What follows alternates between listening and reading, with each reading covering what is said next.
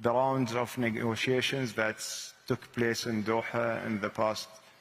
couple of weeks, unfortunately, didn't lead us anywhere yet, because there is a fundamental gap between the two parties, which is one party is looking for a partial deal that might or have the possibility to lead to a comprehensive deal, and the other party is looking just for one-off deal and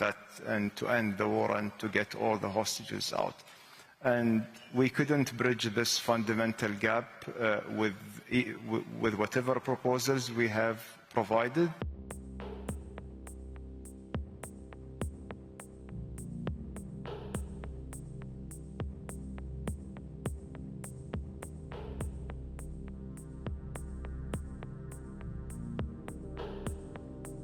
The rounds of negotiations that took place in Doha in the past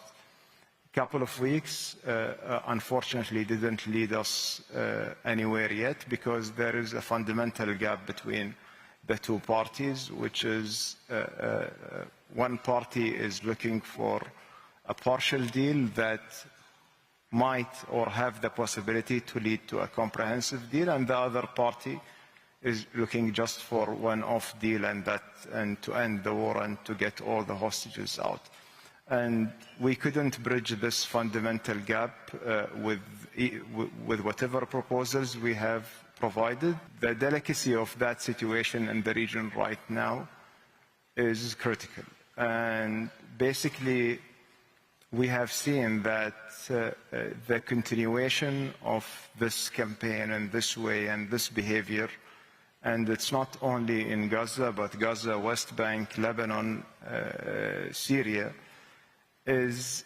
something becoming unbearable. Yet you have seen that all of us as governments, as countries, we are calling for peace, we are calling for peaceful resolutions. During that visit, we had a wide range of topics that's been discussed, whether it's on the regional security, on the future economic cooperation between the two countries, and how to untap the potential between the two countries. These topics actually has varied, whether it's how to partner in artificial intelligence, how to partner in